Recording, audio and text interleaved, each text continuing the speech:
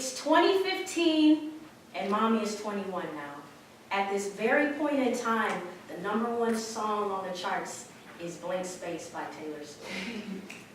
So it was my freshman year, 2012, and there was a poetry slam in Weasler, and there was so much talent at this slam, and so I tried to do a little research afterward to see if there was an organization on campus that did slam poetry, and to my surprise, there wasn't. And so my sophomore year, I took the initiative and I made the group, and then it took a year to be approved, but during that year I met my e-board and they helped develop the thought and the business plan and just the overall vision of the organization. And so it took a year, but we made it. I've done shows in Milwaukee, but like never with like a team before. And like same in high school, like nobody in my high school slammed poetry except for me.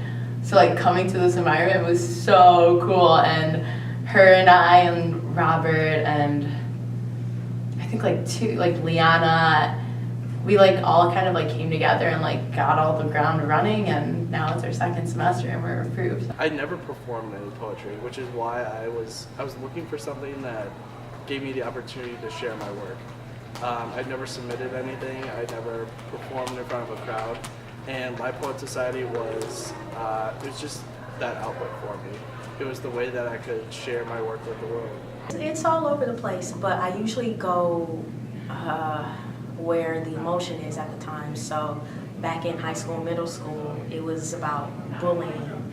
Now it's shifted toward social justice, letters to my daughter, about me, coming into myself, and self-actualization. You're growing up to be such a beautiful princess, but the news will attempt to drown us in modern variations of Sean Bell, Trayvon Martin, Amadou Diallo, Michael Brown, Oscar Grant, Eric Garner, Dante Parker, John Crawford, Victor White, Milwaukee's own Dontre Hamilton, Tony Robinson, Walter Scott, and all the names that didn't make the news. I had to make a piece of paper just to remember them all. There's never a time when I get on stage and I'm completely comfortable. That's unheard of. I don't think any poet is completely in their element on stage. There's always that feeling of excitement or nervousness.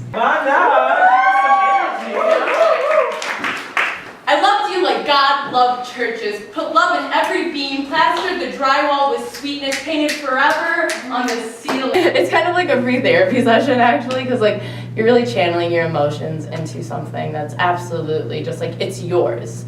Nobody can take your words from you. Like my writing, like Simone's writing will never be mine. My writing will never be Simone's. And that in itself is the coolest thing ever, because I can channel my emotions and really just get everything out that I need to. There's no villains in this story, but there's still a Joker.